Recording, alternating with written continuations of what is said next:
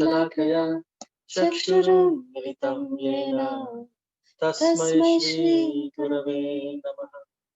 नमो ॐ विष्णुपदाय कृष्णप्रेष्ठाय भूतले श्रीमते राधानाथ स्वामी नामिने। नमो ॐ विष्णुपदाय कृष्णप्रेष्ठाय भूतले श्रीमते जयपताका स्वामी नामिने। नमाचार्यपदाय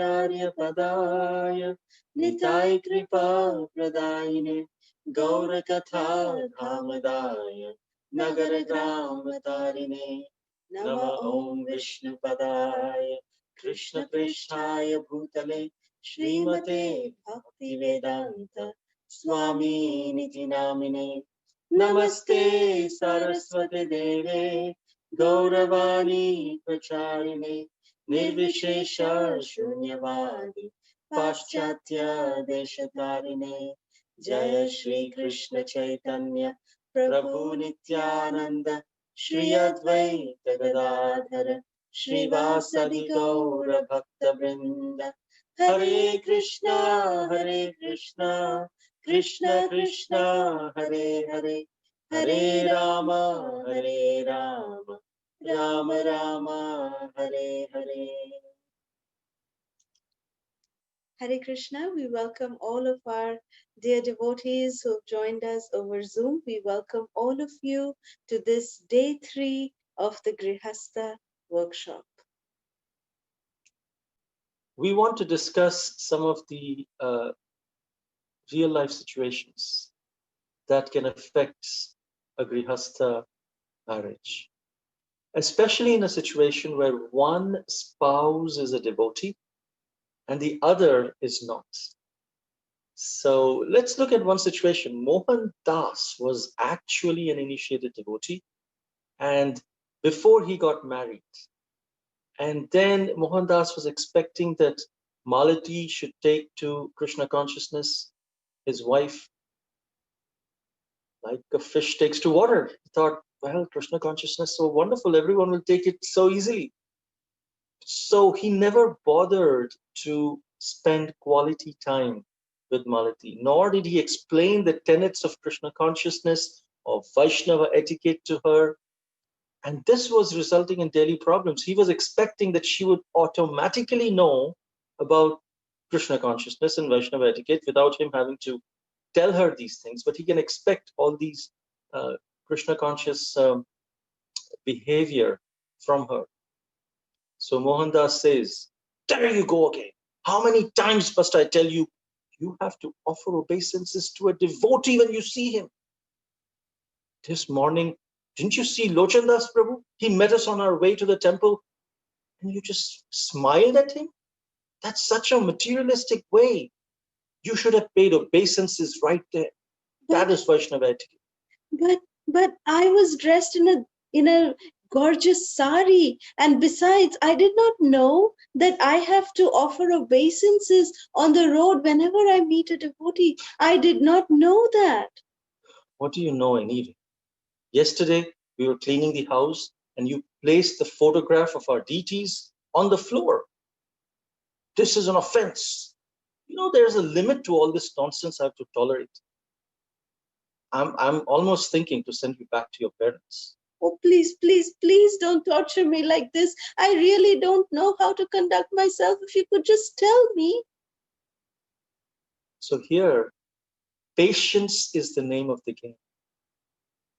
Counseling, this devotee, Mohandas Prabhu definitely needed a lot of counseling, a lot of being told how to actually act in a way that is compassionate, not making one spouse feel, fearful that, oh, any mistake that they commit, they're going to be sent to their homes, or they're going to be, they'll not be recipients of any love or any of that sort. So that should not be the fear, or the other way around, when the wife is a devotee and she doesn't take any kind of interest in the husband's activities of, going out with him, meeting with his friends, socializing, things like this, just, normal couples, what they do, because her husband is not a devotee and she is. Or in the other case, that if the husband is a devotee and she is not, the wife is not. In both these scenarios, there has to be a compassionate angle, a caring angle, a loving angle that has to be there, that the devotee, the spouse who is the devotee, has to make extra endeavor of being extra loving, extra caring, so that the spouse doesn't feel, the non devotee spouse does not feel that, oh, because of Krishna, now my partner is not caring for me. Now my spouse doesn't like me. Now my spouse is not bothered about what pleases me and what does not please me. But rather, if the spouse can feel very comfortable, if the spouse can feel very cared, very nurtured for by the other spouse who is the devotee, then very easily, very, very easily, the other spouse can become a devotee.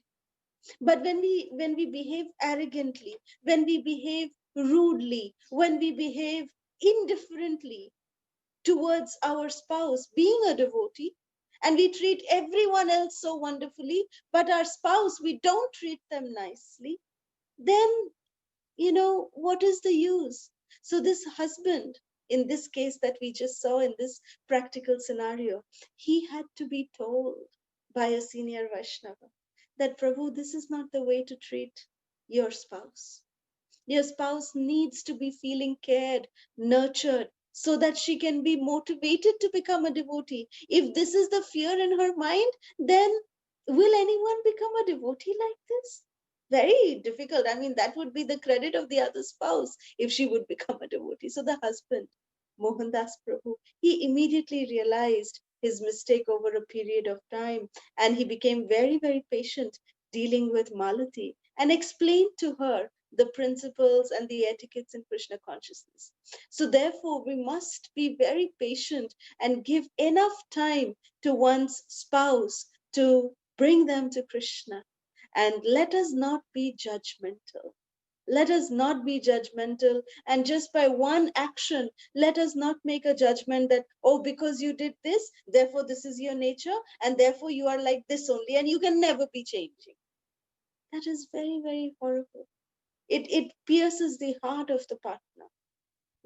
So we must be very careful when we deal with people. They are not things. They are not, people without any feelings. We must be careful that we do not hurt the feelings of the other side, the other partner, the spouse. Can we have the slideshow, please, now? So after this discussion, we will discuss the thumb rules 5 and 6. Then we'll discuss what are 4 killers of relationships. How do we engage children? And we'll conclude the final part of duties of a husband and wife. So next slide, please. Thumb rules 5 and 6 is be attentive to small acts of kindness and be a good listener. This is very important in Grihastha life.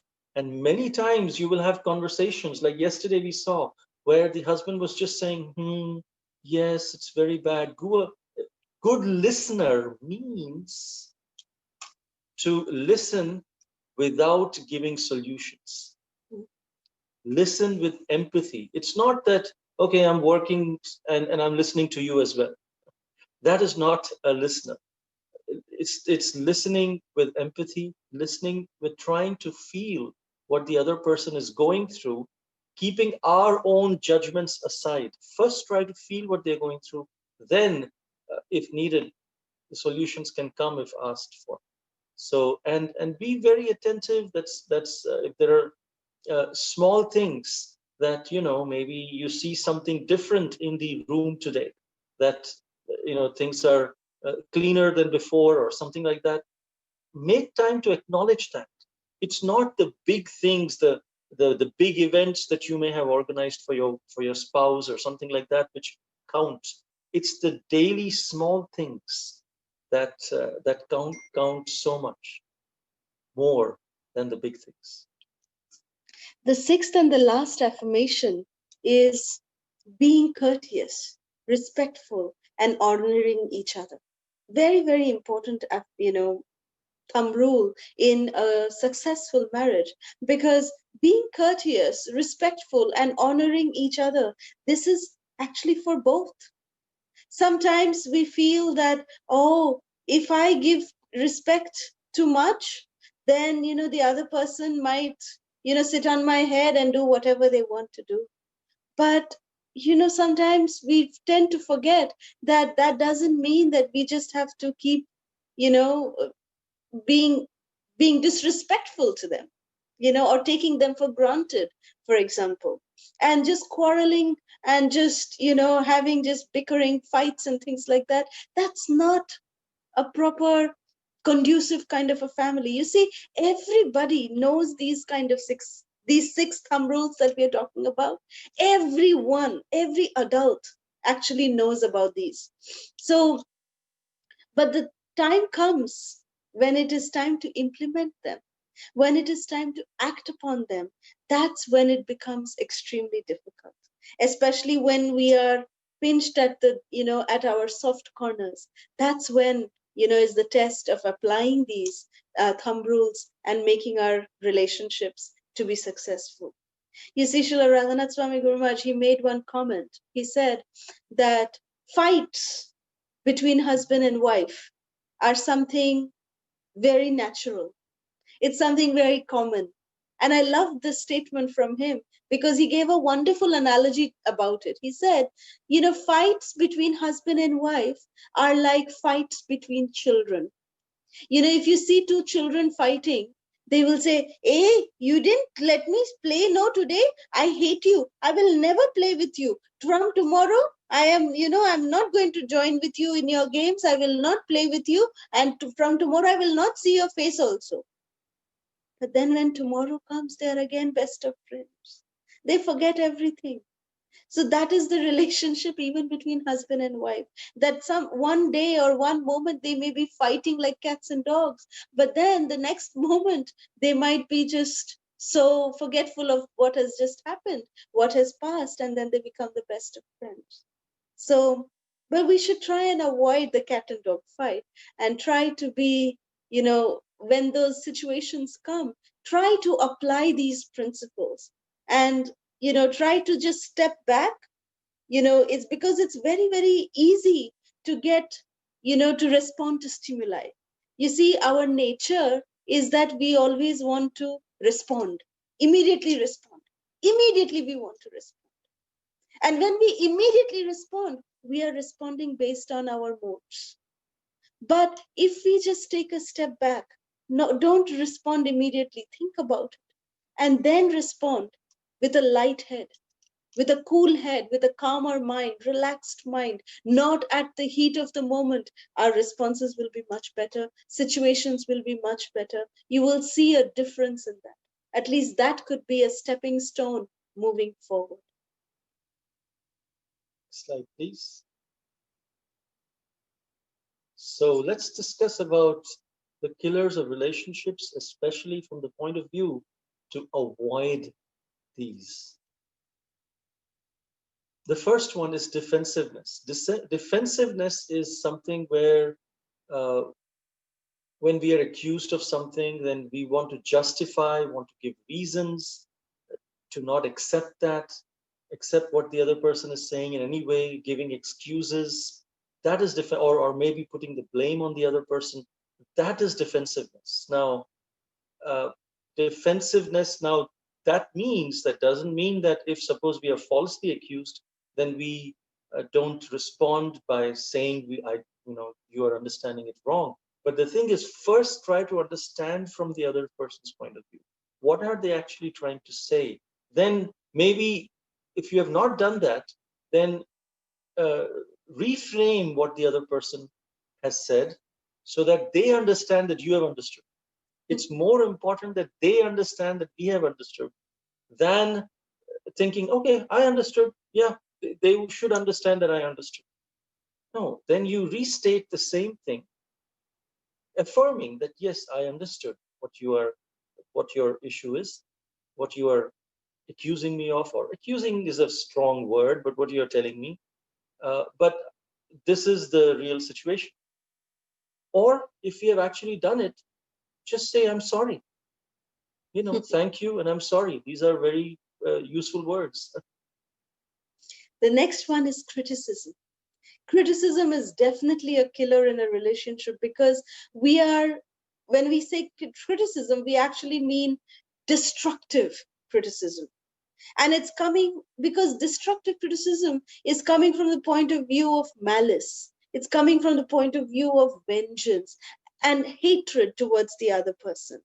We just want to use these statements of ours to put the other person down, to show that, look, I understand things and you do not.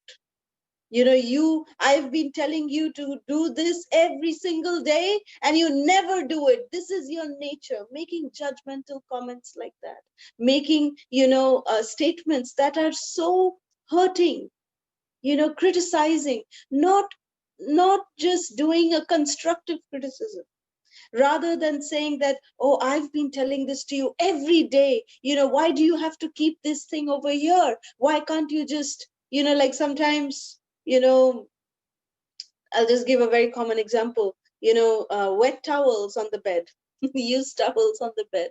Sometimes, every time the spouse comes in, why is there wet towel on the bed? Haven't I said that please don't keep it here? You always do this, always do this. Instead of doing it like that, we can maybe say that, is there a problem that you keep this, is there something that you keep this towel here every day? Is there, because I've been noticing that you've been doing this off and on, so is there something that I can do to help you? Something like that would really help, rather than just doing a defensive kind of criticism, which is coming from the point of view of, look, I'm perfect and you are not, and you better raise up to your standards to meet my standard. That is showing, from either spouse, when it comes, it's a very, very hurting and a very demeaning kind of statements when we do criticism, and that's a very bad killer in a relationship. The next is stonewall. Stonewalling is when one spouse is speaking, the other gives a silent treatment, either does not respond or is looking here and there and doing all different sorts of things that whatever you're saying is of no value to me. I don't care. And what you're saying is just useless. That kind of a feeling, that's called stonewalling, that the other person is feeling that he's banging his head against a stone because there's no response. So that's the stonewall. That, if it happens several times, it actually affects the relationships. And these killers of relationships that we are discussing, these are from the point of view that sometimes people feel that, oh, some big event must be responsible for a couple leaving or separating or things like that. But actually, it is not that big event or the topic. Maybe they had arguments, maybe they had some because of disagreement about children or something like that, and they just separated. But it's not about those topics. It's about how the couple dealt with those topics. If they dealt with those topics in one of these four ways, that causes. Otherwise, a relationship can weather biggest storms if those storms are handled in an opposite way of these four killers. So that's the understanding that needs to be taken from this particular slide. So stonewalling also shows very much disrespect. Like if the husband is saying something and if the wife is just giving the silent treatment, that shows that the wife is not even respecting the or valuing, not just respect, but just valuing anything that the husband is saying. And that's a very, very horrible situation to put another spouse in. So stonewalling is something that definitely or the other way around too should be avoided, should be avoided. The last one, which is a relationship killer, is contempt. Contempt is how we are reacting, you know, how we make faces. Like when, when a spouse is saying something to the other spouse, then we just roll our eyes and we say, yeah, right. And, we just, yeah, yeah, same thing over and over again. I mean, this is just the way our body language or our facial expression we are giving. It can reduce the other spouse to less than nothing, and make them feel so unwanted, unloved, disrespected. And this just shows that we do not care. So contempt is again another huge killer in a relationship. Because one facial expression can reduce the person to nothing, make them feel unwanted, unloved, disrespected, and shows that we do not care. So the above four things make the other person feel that they are nothing. And how do we avoid these four killers of relationships? Trinadapi suni chena tarorapi sahishnuna amanina manadena kirtaniya sada hari.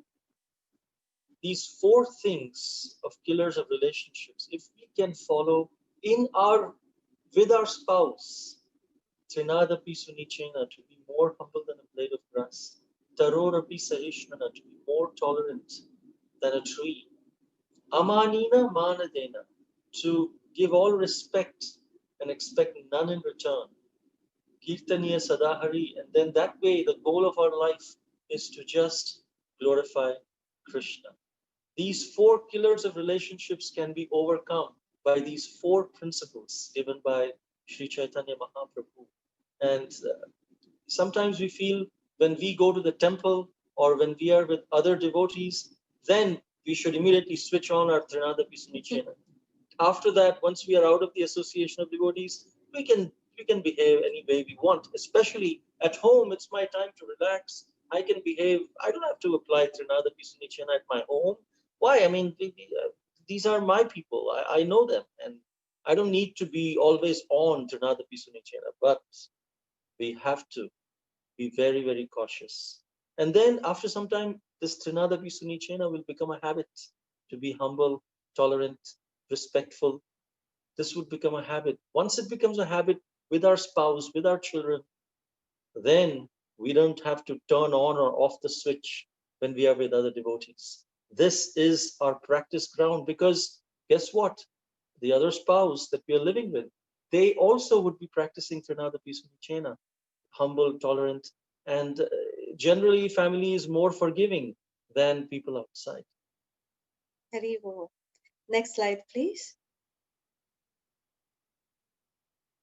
So here we have an acronym for spouse, which is SP stands for spiritual protection, O for obedient, O then US comes unselfish, and E is exemplary. So this is the meaning of a spouse. Spiritual protection, they're obedient, they're unselfish and exemplary. So if we are wanting to be a spouse, then we must be able to follow these principles, these qualities. We must try and develop so that, we can have a happy relationship. Sometimes the quality of obedient is not taken very well amongst the male spouse. Yeah, usually people think women should be obedient, but men should not be. When men are obedient, then people think, oh, he's henpecked, and maybe the wife is controlling him. But here, obedience means to be listening to the concerns. Now, ultimately, the decision may be taken jointly, but to be obedient means to be willing to listen what the other person is saying, what the other person is meaning, and then based on that to express our opinions based on that.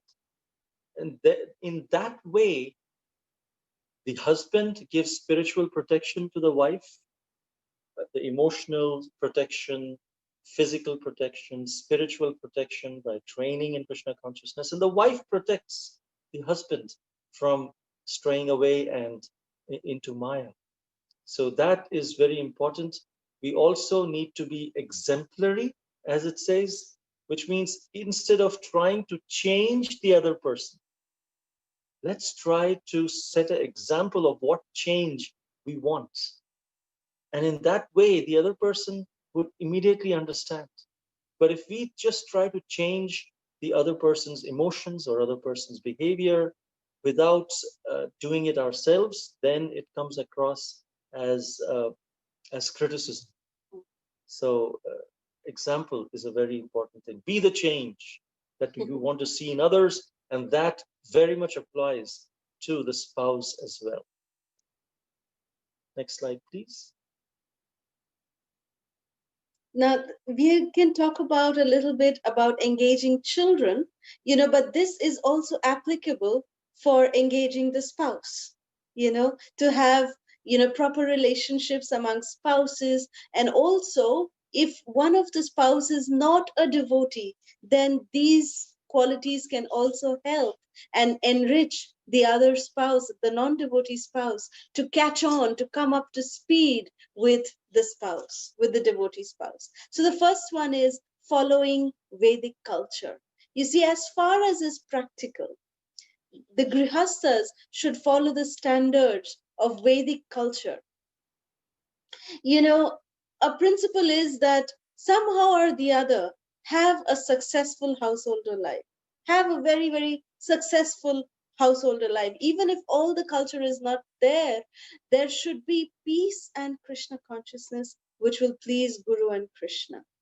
So that is something that we must be very, very careful about and conscious about. And according to Srila Prabhupada, what differentiates the four ashrams is the strength of renunciation and the means of the livelihood. Because the brahmacharis, the vanaprasthas, the sannyasis, they do not possess any money, or at least are not supposed to earn any money. They depend entirely on the grihastha ashram, which is the only ashram that is meant to earn a livelihood and then sustain the other four. Because the brahmachari, the vanaprasthas, the sannyasis, they're symbols of renunciation. They are meant to set example for the grihastha ashram to follow. Because grihasthas, because of their situation, they are prone to get attached to money, women, and so many other, the opposite sex, so many other things. And when they see the example and associate with the brahmacharis, vanaprastha, sannyasis, they get inspired. Because grihastha ashram is also an ashrama, like we said. It's something to take, it's a griha sthita ashram. That's what grihastha ashram is. Griha means home, sthita means stable and situated, and ashram is where we take shelter. So internally, we cultivate the same spirit of renunciation as the other three ashrams. But this cultivation of spirit must not be external or artificial. Now, Sri Chaitanya Mahaprabhu gave a very, very practical instruction to a householder. So Mahaprabhu said that be patient and return home. Don't be crazy.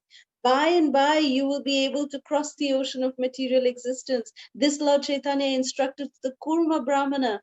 Remember in our South India Yatra, we had visited the Kurma Brahmana who met Lord Chaitanya Mahaprabhu and wanted to go with Lord Chaitanya Mahaprabhu. So then he said, no, Lord Chaitanya said, no, you don't have to come with me, but rather go back to your home. And you should not be a show bottle devotee and become a false renunciate. For the time being, enjoy the world in a befitting way, but do not get attached to it. Within your heart, you should keep yourself very faithfully, but externally, you may act like an ordinary person. Thus, Lord Krishna will be soon pleased with you and deliver you from the clutches of Maya.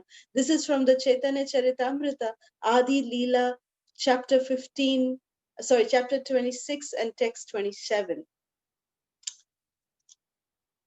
So therefore, the importance of Grihastha ashram is very much for the entire society, entire varnashram system, because this is what nourishes, sustains, preserves all the other four ashram.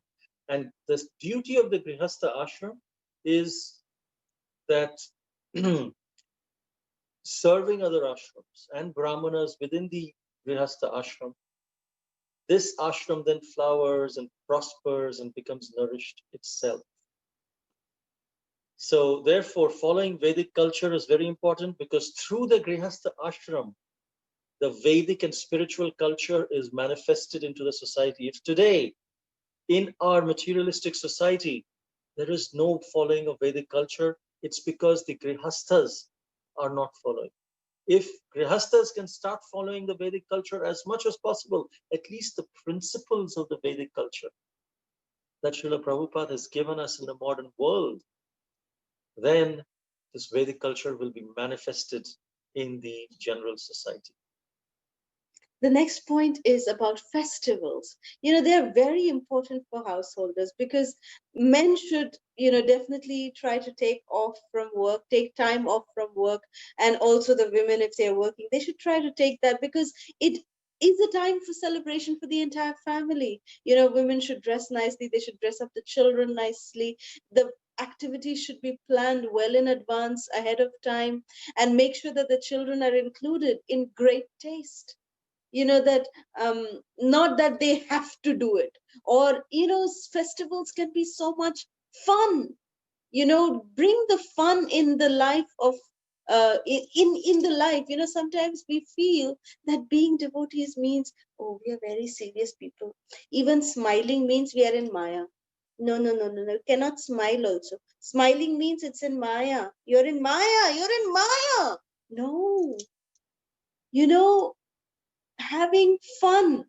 Look at the life of Krishna. Just see the life of Krishna. How Krishna enjoys every single moment with his friends, with his parents. How he enjoys. That is the kind of life that we must give our spouses. That is the life that we must give our children. So festivals which are done properly, they leave deep impressions in the children's minds. And it is very, very important for them to become devotees in the future also. This is hugely important. When festivals are celebrated at home, the entire ambience of the home is transformed. So celebrating festivals is something very, very important. Hearing.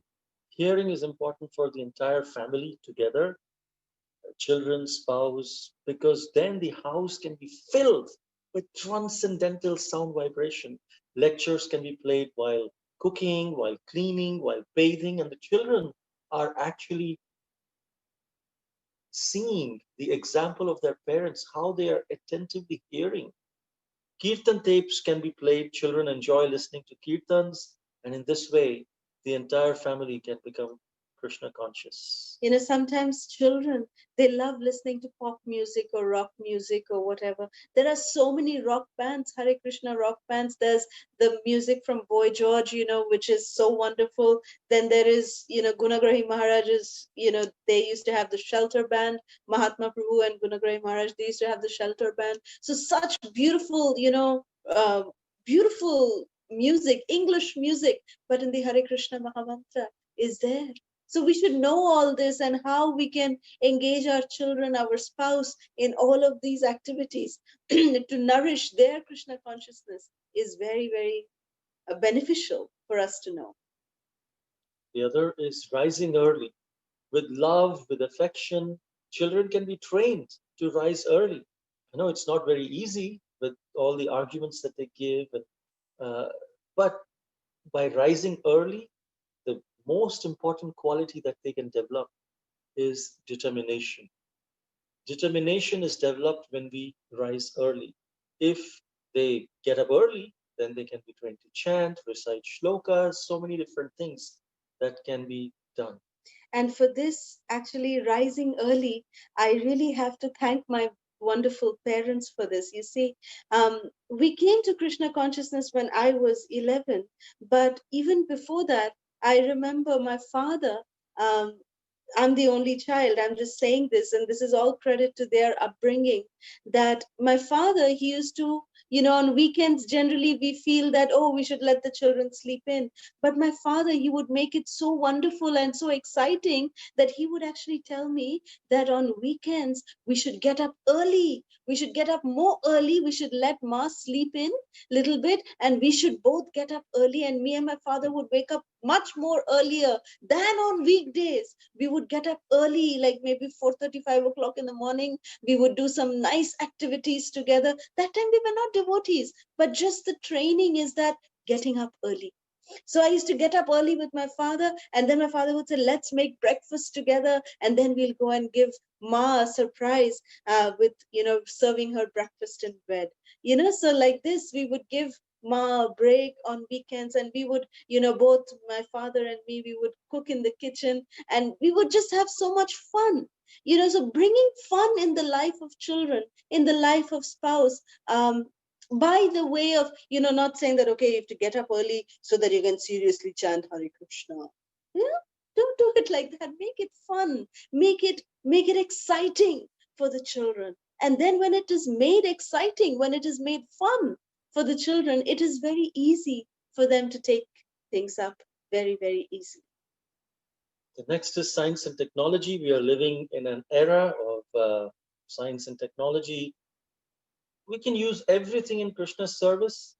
At the same time, we should be careful that while we are using technology in Krishna's service, it does not distract our Krishna consciousness. So when arati is being done in the house or in the temple, but definitely in the house, when all the family members are there, arati, kirtan, turn off mobile phones. That could be one of the rules. While honoring prasadam, in fact, nowadays there are mobile phone carriers which come, or the holders, where it's a rule before you sit on the dining table, you have to deposit your mobile phone and that holder, and it's kept in a place near the near the kitchen or something like that. So people come in, they may come with their mobile phones in, but you have to deposit there before you sit on the dining table. So something of that sort. Use internet only when needed for work or for Krishna's service, uh, and things like that. Next is attachment to sadhus. You see, the family should develop deep attachment to the devotees, Krishna's devotees, especially senior advanced devotees. So this could be accomplished by inviting different devotees at our homes for prasadam, or, when we organize different sanghas at home. In this way, the spouse also gets encouraged, and the children definitely get very much involved when there's a program going on at home. The children are automatically inspired that they should also be encouraged to develop such relationship. Finally, like-minded association. Srila Rupa Goswami, he mentioned that swajatiya bhakta, which means we should associate with like-minded devotees who are like-minded, who are in the same age group. For example, as the kids, kids should associate with devotees in the same age group. Spouse should also could be engaged in association with their same age group, or like-minded people. And then in that association, we can open up, share our concerns, share our excitements and realizations, and that'll help us grow in our determination. And we can get inspired to advance more and more in Krishna consciousness. Because sometimes, as we were discussing on the first day, that sometimes it's very difficult as parents to tell our children that you need to do this, you need to do that, you need to do this, you must do this, you must do that. Rather, if the children are in association of other serious Krishna conscious devotee children, then for them it is very easy to inspire each other. When they see the example in front of them, that other children are also doing the same way, that even I can do. Then we don't even have to say anything. And it's best if parents don't say. It's best if the spouse doesn't say. If another person can come in and they can say, that is the most important thing. So therefore, the like-minded association and the same age group association for both spouse and for children is the key to success in bringing our children or our spouse into Krishna consciousness. Okay, so we can end the slideshow here, and we will continue the discussion on duties of a husband and wife that we had started yesterday. Today we will discuss the concluding part of it and then end with a real life situation that exemplifies it. So a husband must not see the wife as an object of sense gratification, even though she's his wife, because we must be aware that our children, our spouse, belongs to Krishna. They are not mine.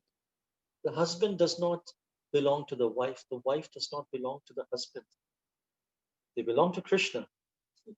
However, it is true that Krishna has put them under our care. I remember when I was in the ashram in 96 to 98, and we were given books to take notes. And typically when you get a book, you write your name on that, this book belongs to such and such person. But in the ashram, they would say, no, we should say, this book is under the care of Advaita Chandradas. Because then we can get rid of our aham mameti, the feeling of I and mine. This belongs to me, this is mine. No, everything belongs to Krishna. But this family, my spouse, my children, are put by Krishna under my care. That's such a huge responsibility that Krishna has given. So I must take much better care of them than if I would think that they are mine. Because if someone gives their very precious belonging to us to keep, can you please keep this? I'm going on a vacation or something like that. Can you take care of my Tulsi Maharani? When devotees come and give us, we take extra care that when they come back, we can give them better than what they had given us. In the same way, Krishna has put these souls under our care. So we should not think, oh, they belong to me. I there for my sense gratification and things like that. And this change in consciousness can change a lot of things in our relationship, because we are all property of Krishna. So the husband should therefore respect and care for his wife and children as the sacred property of Krishna. And the husband may tend to develop pride, because he's the one who provides for the family, he's the one who protects the wife, he has the service. But it should be taken as a service, not as an autocrat or dictator or something of that type. One should not ill-treat one's wife, or sometimes, unfortunately, people beat. It should not be like that. And violence is not just physical, even emotional violence, by being insensitive to one's feeling, and must ensure that the wife is fully satisfied and is happy in every way. And in this way, the husband should protect his wife physically, emotionally, and spiritually. In this case, it is said that the husband has to be especially kind. So the wife, a chaste wife is said to have a share in the spiritual advancement of her husband. A wife shares the spiritual advancement of her husband simply, just pay attention, simply by serving the husband. The wife shares the spiritual advancement of the husband. So if the husband is 100% in Krishna consciousness, and if the wife is only 50%, then if the wife is nicely serving the husband who is 100%, she gets 150%. And if she is also 100%, then she gets 200%. So this is the beauty of Krishna consciousness. So even if she's not a devotee, she gets all the benefits that the husband gets simply by serving him. And that is true even for the other side, vice versa. Even if the husband is not a devotee, and if he is taking care of the wife very nicely and encouraging her in her spiritual practices, he also gets, a percentage of the wife's spiritual advancement. So chastity and service to the husband have such power that the wife automatically shares in the advancement and the piety of the husband. In this regard, the most wonderful example that is found in the Srimad Bhagavatam is the life of Devahuti. You see, Devahuti was the most beautiful, she was the most virtuous daughter of King Swayambhuva Manu. He was, Swayambhuva Manu was one of the Manus, and she was his daughter, a princess. But after her marriage to a sage, Kardama Muni, she stayed in the forest with him. And, as a mendicant, she gave up her princely attitude and she just, without her maidservants or anything, she just served, undergoing so much difficulty, so much hardships in the forest. She lost her beauty, she lost her, everything. She lost all her, she did not have any comfort, that she was used to all her life. So, and by her service attitude, Kardama Muni's heart was so much pleased with her that he, bestowed special loving care upon Devahuti. So not only did Devahuti regain her beauty, but also she received Krishna's grace by her husband's mercy. And she became spiritually, advanced. She became so spiritually advanced. And, she became the mother of the Supreme Personality of Godhead who appeared in her own womb. That is Kapila Dev. Kapila Muni appeared through her womb, because of her service to her husband, Karda. And talking about being the mother of the Supreme Personality of Godhead, a husband has to be especially kind and considerate, loving when his wife is pregnant. Of course, this is just general understanding, but while one should create conditions for the wife to hear Srimad Bhagavatam, scripture, other scriptures, Krishna book, so that the unborn child has the right samskars, has the right culture, because even in the womb, the child absorbs the vibrations through the body of the mother. So it's very, very important in this way.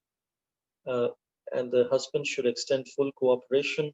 And when his wife is giving birth to a child and has to pass through this difficult phase of motherhood, sometimes husband should be especially considerate, compassionate, very much helpful, because it can disturb the physical and mental state. And also sometimes temporarily her devotional activities may also have to be reduced. In that case, the husband, by continuing his devotional service and helping the wife is getting a share in his devotional service as well. So then a husband should rise to the expectations. And again, Tranada Pisuni Chena is very important. Humility, tolerance, and respect are important attributes of the duties of a husband as well as a wife.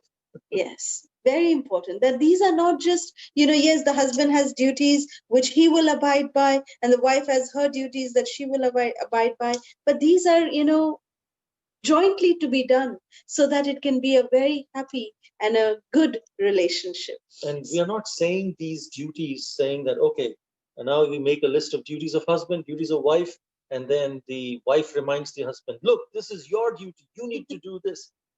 Or the husband reminds the wife, this is your duty, you must do this. This is what we learned in the workshop. But it is for the husband to realize, this is my duty, I need to do it. This is for the wife to realize, this is my duty, I need to do it. And if you have to remind each other, remind in a very compassionate, understanding way. This should not be used as a weapon during an argument. Very true, very true. Because it is described that a chaste wife and her husband go to the same destination. She gets the same husband in the next birth if the wife is chaste. By the potency of her chastity, well, the husband could be stuck. So, but this is there in our Srimad Bhagavatam. It is proof. There is proof of this fact that there are examples of Sutapa and Prishni. There's Aditi and Kashyapa, Devaki and Vasudeva. So if the husband is devout, if he's very, very spiritual, he will attain higher and higher destinations. And simply by the chastity of the wife towards her husband, the wife will also follow the footsteps of the husband, and they will have the same destination. Even in the spiritual world, they will continue to serve Krishna as husband and wife. So the wife can save her husband who indulges in sinful activities by the power of her chastity. And it must be noted that it is on the platform of dharma, artha, kama, moksha, based on material considerations and religiosity, that the chaste wife will have even more power. It is said the chastity has even more power if she is a devotee of Krishna.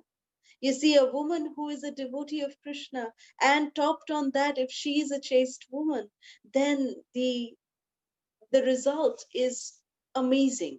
It is amazing result. That is something that we must not take very lightly. The definition of chastity is that a woman knows that she has two husbands. One husband is her first husband is Krishna. That Krishna is the protector, ultimate benefactor is Krishna, and Krishna has placed me as the wife, has placed the wife under the care of his representative, who is her physical husband. That is a chaste wife, and that even in her mind, she does not think of another man.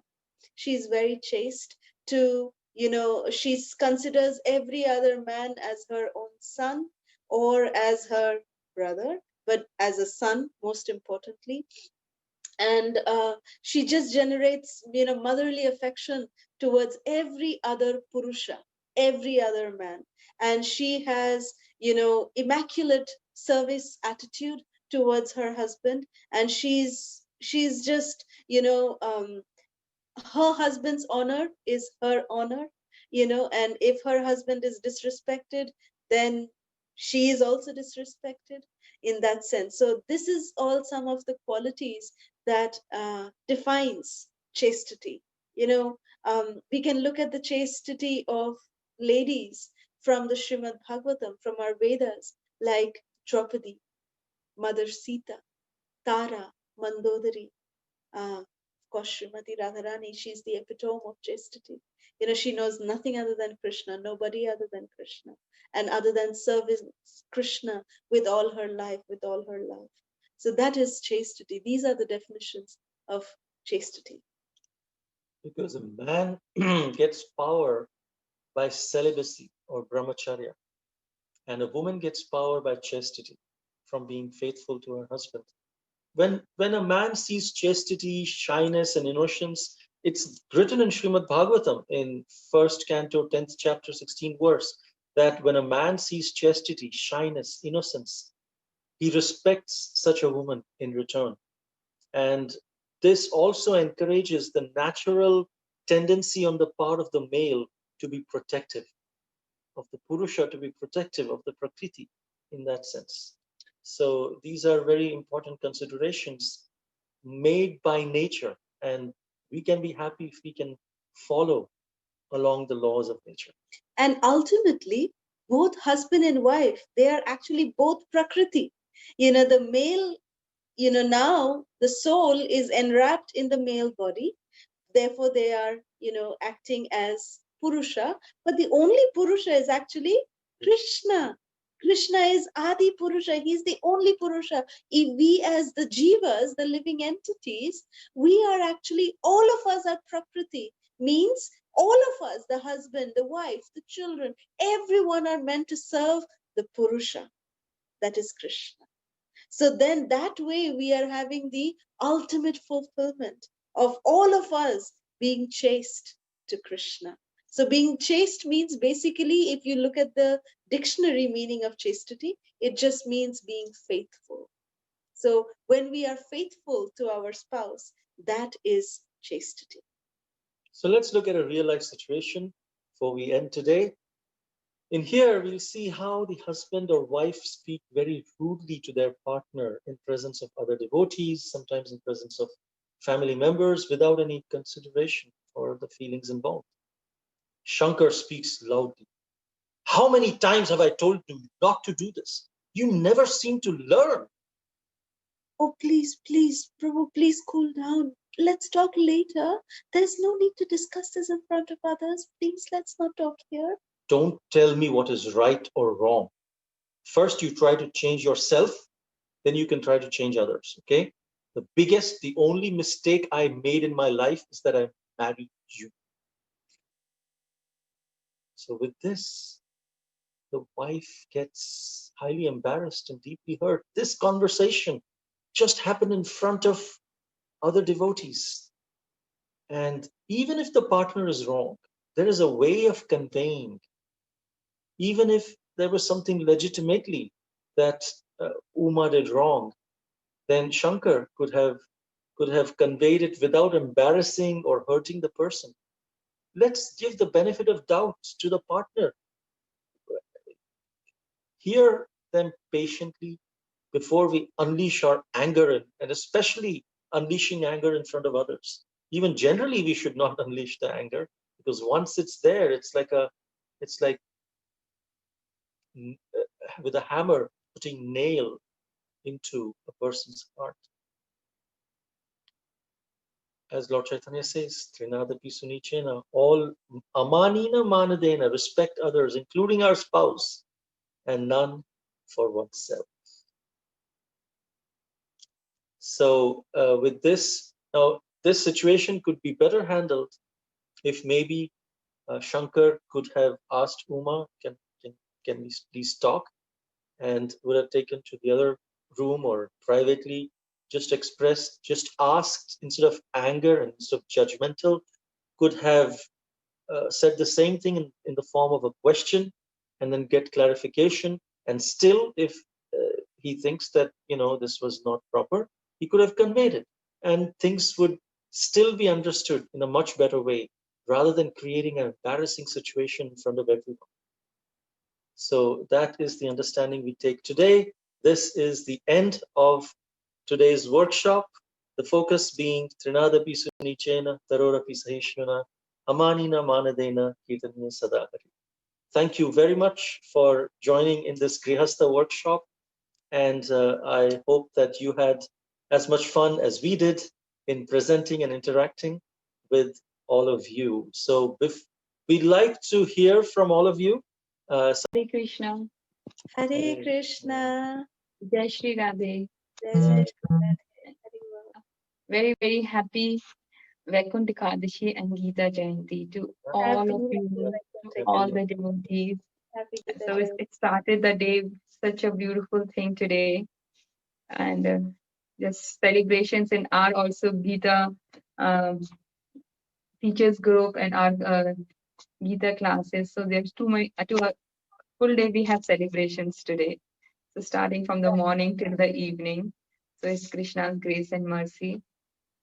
So these workshops were really an eye-openers also, which we take for granted. We just take our partners.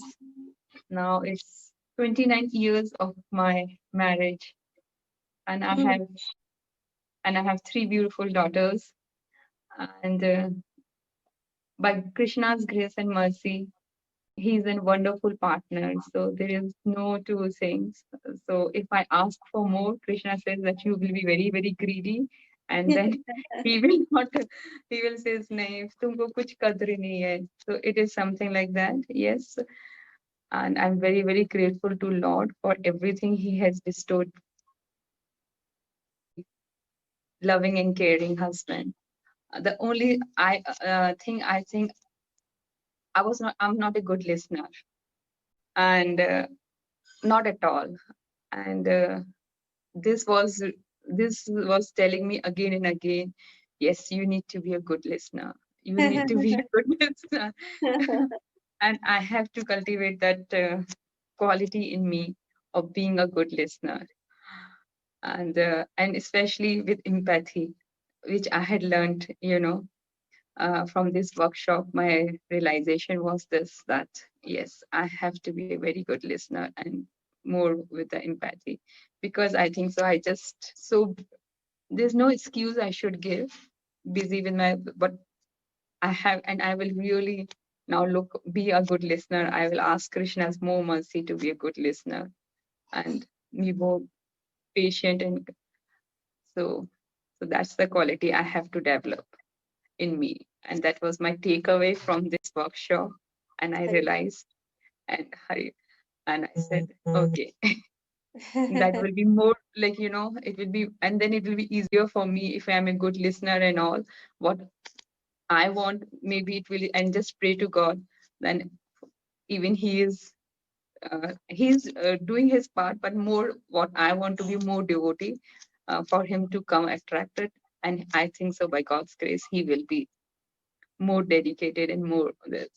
So, and we will be praying all together and doing. We do pray together, but he will be then chanting more.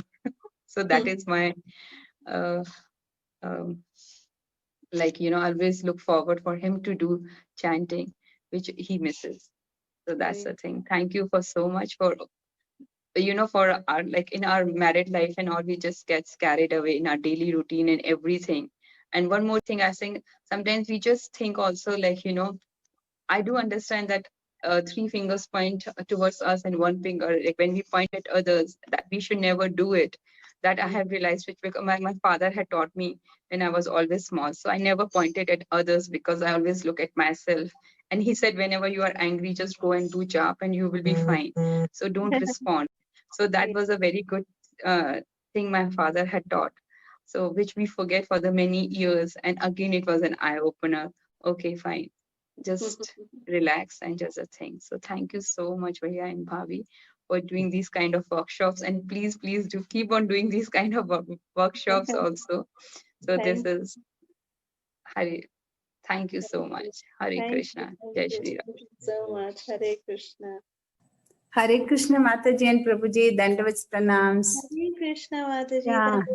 Yeah, we wish you happy Gita Jayanti and happy Vaikuntha Ekadashi Mataji and Prabhuji and all the devotees in the session now.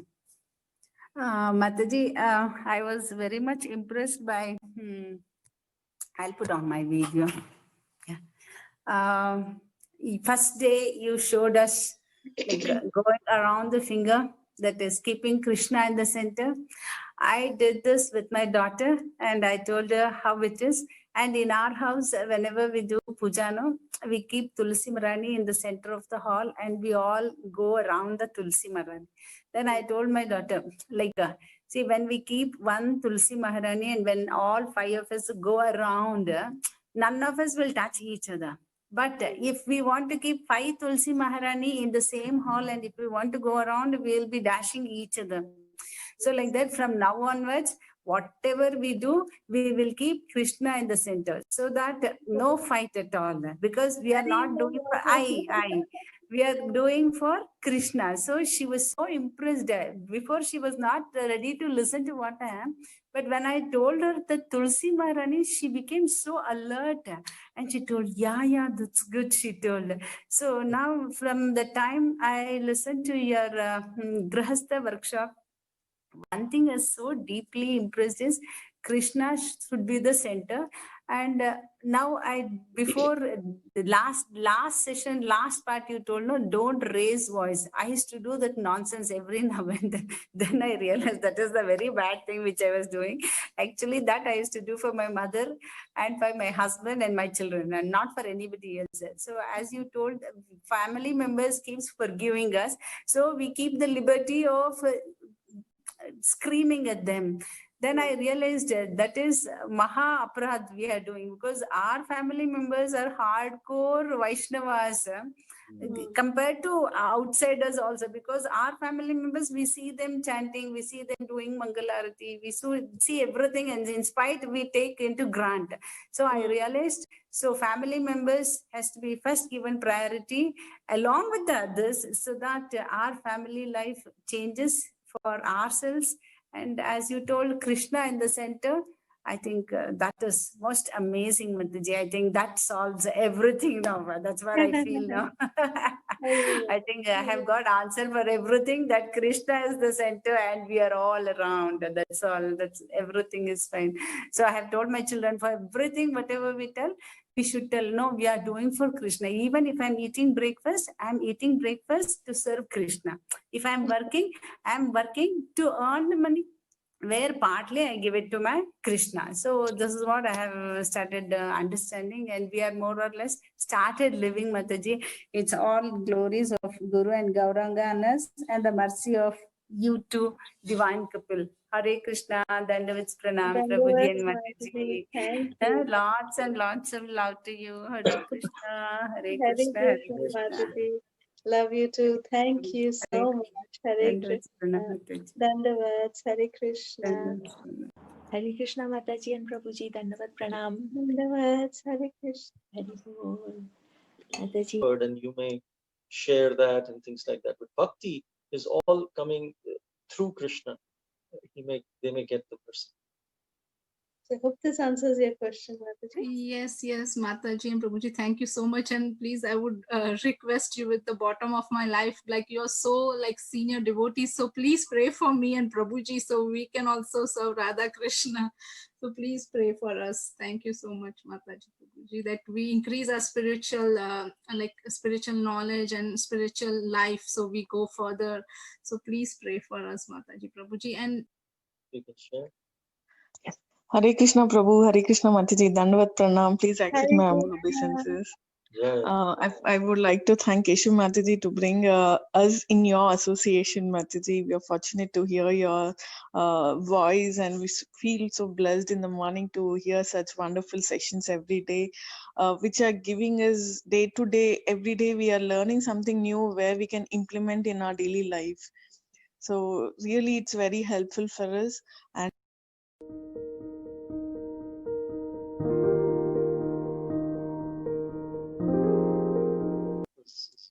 Yeah.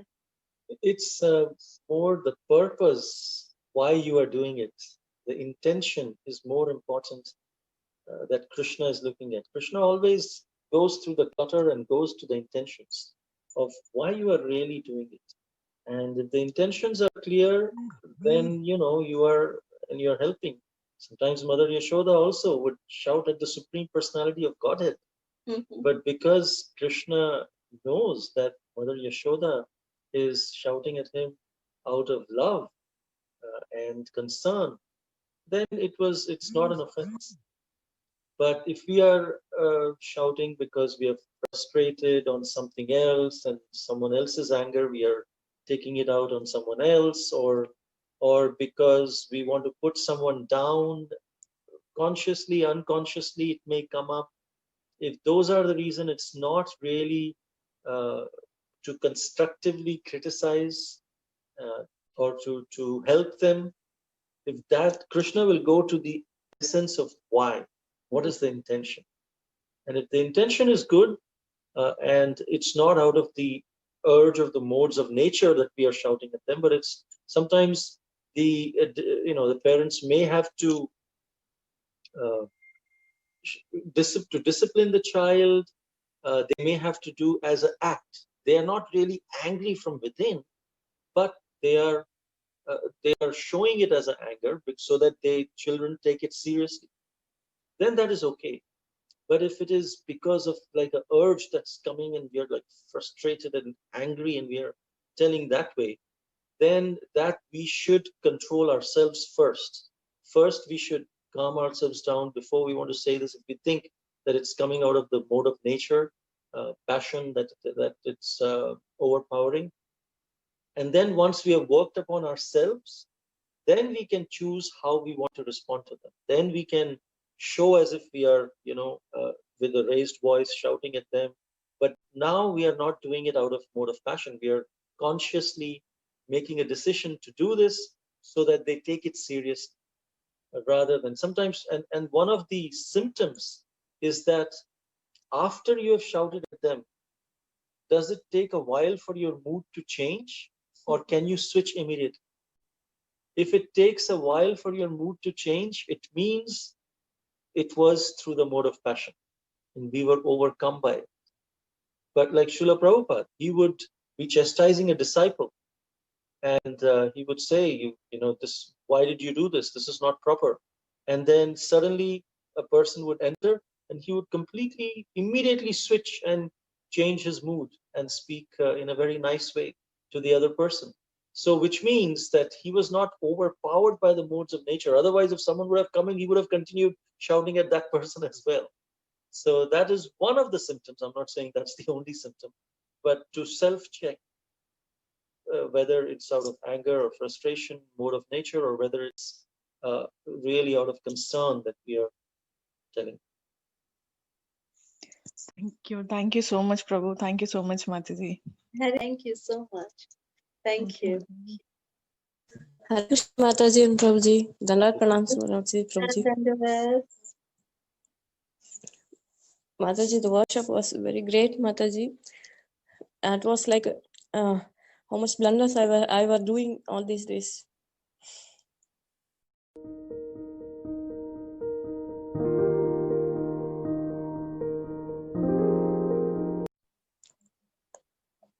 Well, be an example. Be an example. Set a proper example. And because sometimes by words, especially coming from the spouse, doesn't really help. But set a good example. That is the best thing. Get some, proper devotees. Like, can we have a session on how to perform devotional service in our daily routine life? That is starting from rising up, chanting. What is the regular duties? Like that. Acha. Okay. Yeah. Could you understand? Yeah. We could definitely do like practical devotional service. Basically, we can definitely do something like that. Sure. Thank Okay, you. Mataji. Thank you. Thank you, Mataji. Hare Krishna. Hare Krishna. Mataji, this workshop has been so amazing. It's just so good, and it's been an eye-opening experience. And I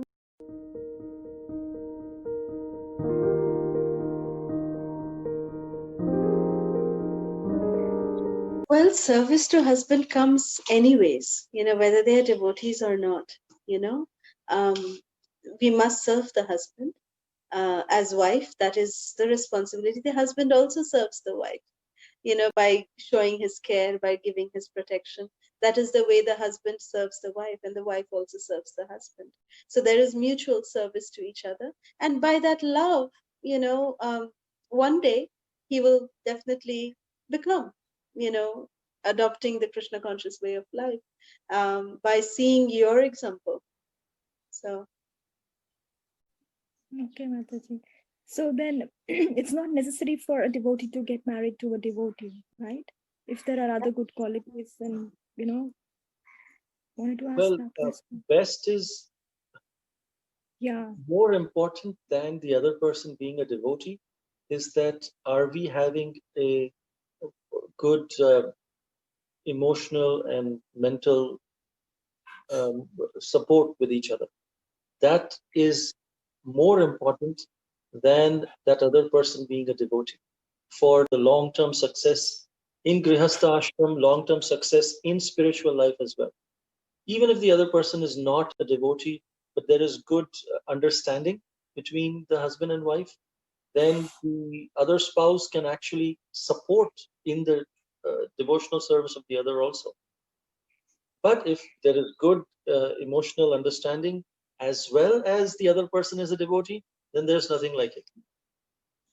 That's the best. But if you have to choose between the two, then the emotional and mental support and understanding is higher than the other person being a devotee. This is what is the opinion of all the counselors in Krishna consciousness, senior grihasthas who have helped many other grihastha couples. And they've seen initially, the intuitive thing is, oh yeah, if that other person is a devotee, then that is the best. But then over the years, we find those marriages that sustain are not necessarily the ones where both of them are devotees. It has happened, both of them are devotees, but they've separated after several years. But even if both are not devotees, they have good understanding. That sustains longer as well. But if there is emotional support, understanding, and both are devotees, that is the best. Yes, Prabhuji. Thank you, Prabhuji. Wonderfully answered. Really, really nice. And I seek all the devotees' blessings that I have a happy married life and I get a good husband. Thank you, Definitely, Mataji. Definitely, we thank pray you. for that.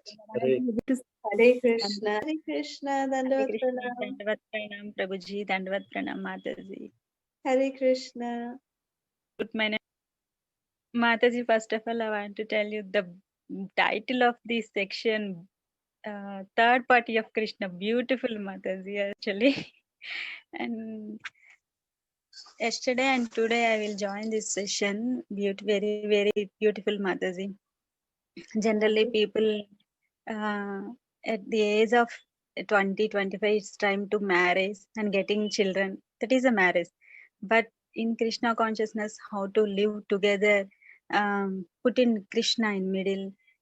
And everything is beautiful, Mataji, which was Prabhupada given. Thank you so much for enlightening your both association with us. Thank you so much, Mataji. And I have a doubt. Every time temple is far away from my home, and this current situation also. Along with 1 year, I done every festival at home with more like columns and beautiful flowers and leaves decorating. Is it recommended or not? I'm thinking doing very festive like in home, but you are telling in both are participating in home festivals, doing festival grandly is recommended. Feel very happy, Mataji. Yes, yes. Yeah, even if Thank the you. other spouse is not, or children are not interested generally in Krishna consciousness, in festivals, everyone is interested. Everyone can do little bit, and Krishna is glorified. That way they get some sukriti as well. So yes, that's very important. Thank you so much. అంటే నేను చేస్తున్నది కరెక్టా కాదా, ఇంత grand గా own గా నేనే చేసేస్తున్నానా, రికమెండెడా కాదా అని భయం ఉండేది మాతాజీ. మీరు అదే చెప్పిన కరెక్ట్, తర్వాత అదే కరెక్ట్. రికమెండెడ్ అని హ్యాపీ అనిపిస్తుంది Mataji. Thank you so much Mataji. Thank you, Nana. Thank you so much, Tati. Hare Krishna, Hare Krishna. Any other points by anyone else? Hare Krishna, Prabhuji, Mataji, Dhanvat Pranam, all Krishna, Hare Shila Prabhupada. Krishna. Namaste. Jai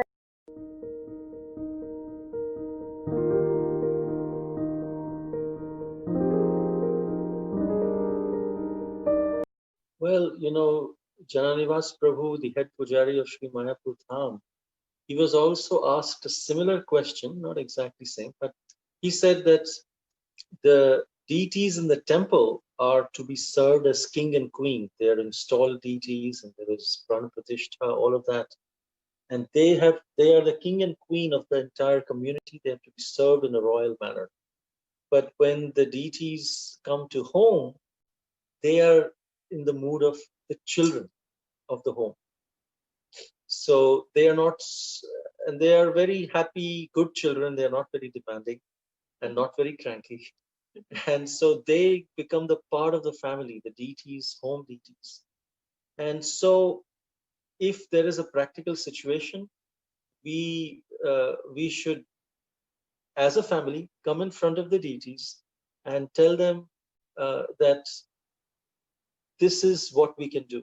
We can do whatever, one arti a day, and because of this practical situation, only incense and flowers and diya, or I can, or however, if you want to do all the full thing, you can say, but come in front. They are part of your family. They're not some separate persons as king and queen, and now you have to do something, and you can, no, just come to them and tell them this is the minimum we will do. One arti, one bhoga, or two arti, twice bhoga, or all 7 artis, 7 bhogas, whatever you feel that you as a family can actually do, and they will accept it as part of your family members. But just coming together as a family and stating that, and then stick to that minimum standard that you have told them, that pleases them much more than not doing it abruptly or stopping doing it abruptly. or something like that. So whatever standard you feel, just discuss in your family what is best that you can offer. Most important is chanting. In all of these things, it is important to do Mangalarti. It is important to do read Bhagavatam and all of that. And that's a sandwich in between the real patty of chanting, which is the real thing that we have to focus on. So you can reduce the Aarti timings and maybe the reading timings in the morning. Of course, you can read later as well, but make sure that chanting is not compromised.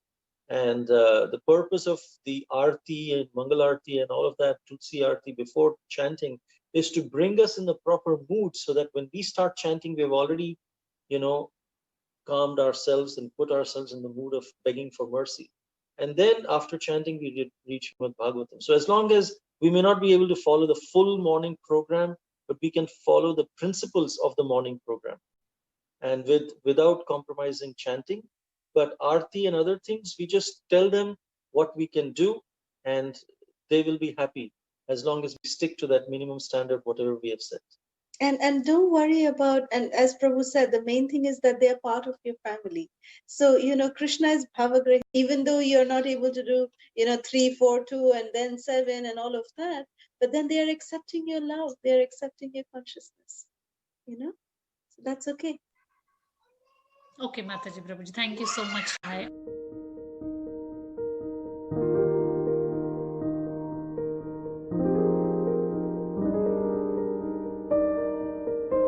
But you can do, that's okay if you're missing, like sometimes there is emergency. There is emergency as the family, some devotees visiting, like, or something happening that you have to do some cooking. And, you as grihastas, that is understandable that emergencies will happen. You cannot be, like you don't have a full-time person who's taking care of just the deities, we don't have that. So there will be emergencies, but that can be, it doesn't have to be like so time bound in the sense that, oh, because you were not able to do the morning Mangalarti, therefore now, a minus negative ticking is coming on your way. No. You can beg forgiveness from the Lord and say that, Krishna, today I'm not able to do this. So please, please just tolerate this and forgive me for this. And please accept this Aarti that I'm doing. You can do the Aarti even at 9 a.m. or 10 a.m., but not Mangal Aarti. Don't do Mangal Aarti at that time. Just do a regular Aarti, chanting Hare Krishna Kirtan, and, beg for forgiveness from the Lord. And that's perfectly okay. Okay, I understand. Thank you so much for helping me understand. I really Thank appreciate you so much.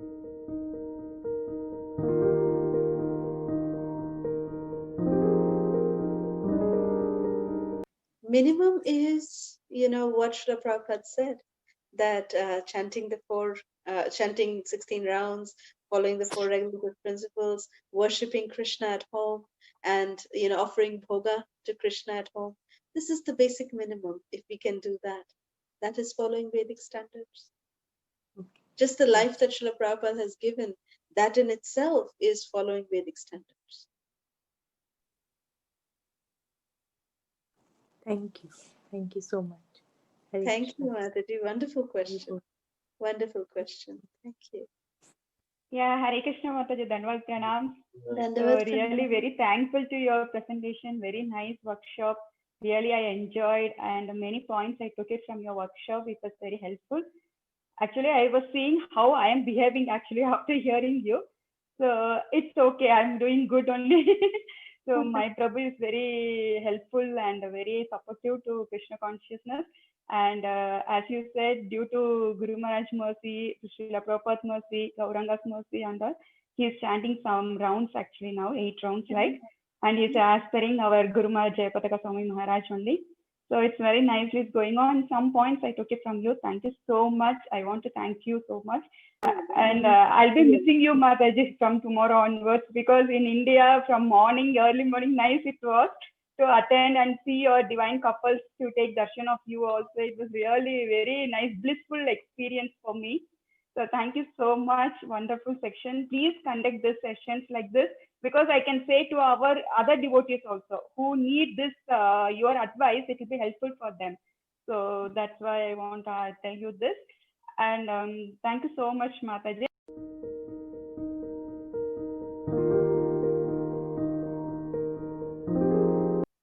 At least by, if you're doing Mangalarti, it should at least be by 5:30, 5:45 that you should start latest. If it is after that, Okay. it's, yeah. Better to just do darshan Okay, okay. if it is Okay. after. So I'll try my best to do in the morning. That one thing I am doing a mistake.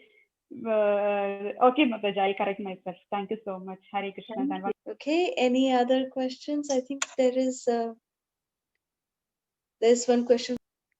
Due to some qualities in spouse which other partner may feel bad or don't like, how to balance them or control the anger from those qualities?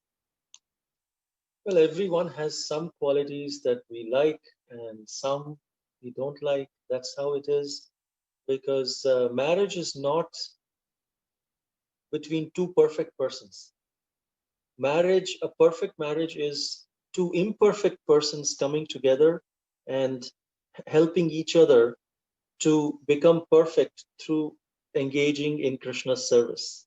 So we should expect that the other person will not be perfect, just like we are not perfect. And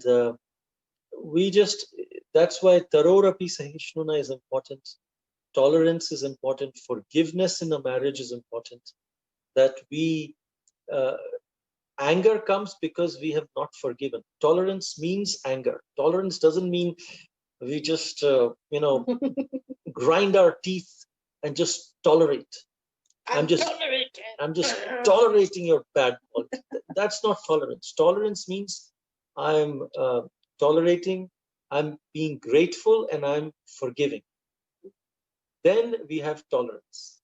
So that forgiveness is very important. We have to forgive ourselves, and we have to forgive others when they make mistakes or things that we don't like, or it may not be a mistake, but maybe it's not according to our expectation or what we expected. So we forgive, and the main reason for forgiveness is because then Krishna will forgive us. If we forgive others, Krishna forgives us. And so we should understand we are also not perfect. And Krishna can take offense to so many things that we do or think or say. But if we forgive others, then Krishna will judge us kindly. So that is one of the motivations that we can have, because Krishna is always watching. Just like when we are in if in a shop there are video cameras and the client comes and the representative who is looking at who is dealing with the client, they are very cautious. Even if the client says something, they respond very nicely because they know someone's watching, we are being recorded. And if that recording was not there, that camera was not there, and there was no feedback that was there, then we would have maybe told whatever we wanted to them. Similarly, a devotee is always conscious that Krishna's camera is on.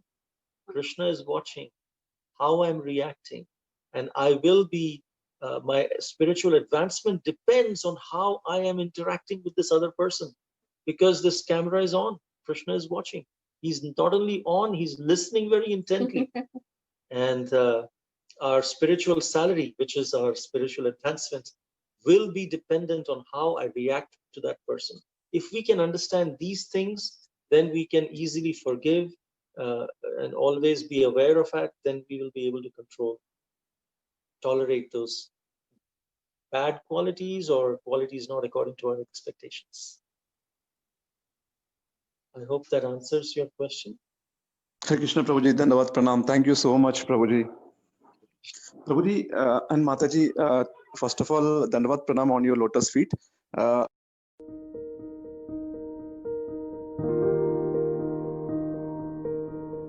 Then just not react at that time. I mean, if it's coming where you're feeling anger, don't say anything. At least don't say anything. And then wait till the anger has subsided down, and then we have worked upon ourselves, and then respond later. We don't have to respond immediately. We can even stay mum. Later on, we can say, remember you had said this thing, and then share your point of view at that time. Maybe, I expected that you would react in this way. Please try to consider it in this way, because I get hurt. That really hurt me. I know that was not your intention, but it hurt me, because later when we have worked upon ourselves, the anger has subsided. We will be coming from a point of forgiveness from our heart, or from a point of understanding from our heart, from a point of just sharing how we feel, rather than just hitting arrows. So that's one thing that you can consider. Thank you so much, Prabhuji. Hare Krishna, Dandavat Pranam. Tomorrow onwards, we'll be missing you, Prabhuji and Mataji. Because in India, like early morning, if you start something good thing, I mean, I believe like if you start something good, then it will goes on good till end. So early morning, like we are listening your lectures, we feel so good, and we get charged up, and it will go till end in the night. So I want like this kind of lectures. I mean, it's a like request from my end. Like if we can have this kind of lectures regularly, then definitely we'll charge up on daily basis. Then we'll be in Krishna conscious. Thank you so much from our bottom of our heart. Dandavat Pranam on your lotus feet, Prabhuji and Mataji. Thank you all very much. Yes. Thank you so much, Mataji, for that. Really, I'm benefited from these Grahastha sessions, Mataji. The first two sessions I attended. Today, I missed a few minutes of the first session, first part. So that's why I asked you, Mataji. Okay, sure. No, thank you so much. Thank you. We feel so happy to be of some service to all the devotees. We feel very blessed. Hare Krishna. Any more questions or comments? Okay, if not, we can end here. Pancha kalpatarubhyascha kripa sindhubhya eva cha patitanam pavanebhyo vaishnavebhyo namo namaha.